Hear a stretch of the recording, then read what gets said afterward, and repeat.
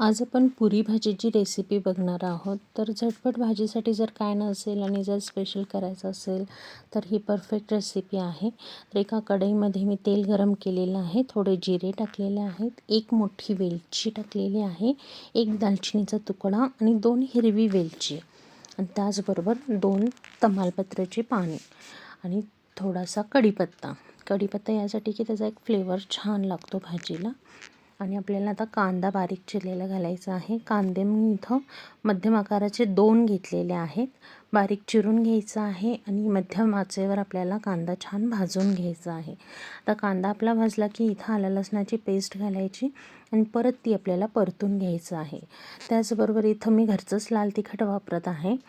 तर इथं कांदा लसूण जे आपल्या लाल तिखट असतात तेच घातलेलं आहे.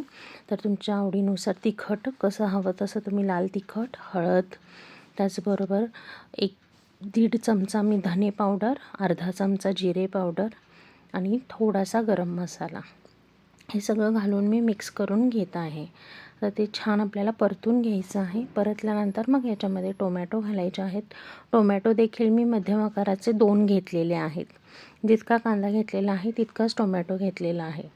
जर तुम्हाला टोमॅटो जास्त आवडत नसेल तर तुम्ही कमी करू शकता. आता टोमॅटो शिजण्यासाठी मी थोडंसं याच्यामध्ये पाणी घालत आहे, कारण मग आपलं लाल तिखट देखील जळणार नाही आणि टोमॅटो देखील छान गळेल. त्यासाठी थोडंसं पाणी घालून झाकण ठेवून द्यायचं, म्हणजे टोमॅटो छान लगेच सॉफ्ट होऊन एकजीव होऊन जातो. आता तुम्ही इथं बघू शकता.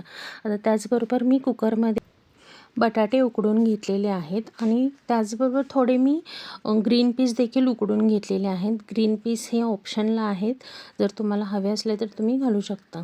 आणि बटाटा मी कुठल्याही स्मॅशरने स्मॅश वगैरे केलेले नाही, हातानेच असं मोठे मोठे तुकडे त्याचे मोडून घेतलेले आहेत. आता इथं मी क्रीम घातलेली आहे, थोडी माझ्याकडं होती म्हणून घातलेली आहे. ती ऑप्शनल आहे, जर तुम्ही नाही घातली तरी चालेल. आणि जर क्रीम नसेल आणि घालायची असेल तर तुम्ही दुधाची साय देखील वापरू शकता. दुधाची साय ही प्रत्येकाच्या घरी असतेच, त्यामुळे दुधाची सायने देखील सेम टेस्टच येते. त्यामुळे दुधाची साय घालून आपल्याला छान एकत्र करून घ्यायचं आहे.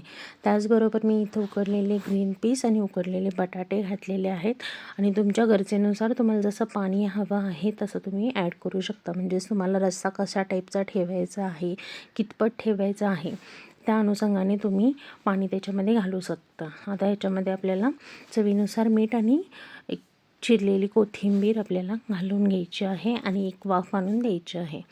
तिकडे वाफ येते तोपर्यंत मी इकडे पुऱ्या फ्राय करून घेत आहे, की आपली ही रेसिपी पटकन तयार होणारी आहे. जर अचानक गेस्ट यायचे झाले तर तुम्ही ही स्पेशल डिश म्हणून त्यांना वाढू शकता आणि अशा पद्धतीने देखील बनवून बघा, भाजी सुंदर होते.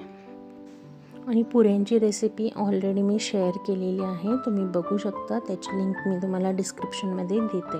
आता भाजी देखील आपली छान तयार झालेली आहे. मी इतपत भातासोबत पण खाता येईल आणि पुरीसोबत पण खाता येईल असा रस्सा मी ठेवलेला आहे.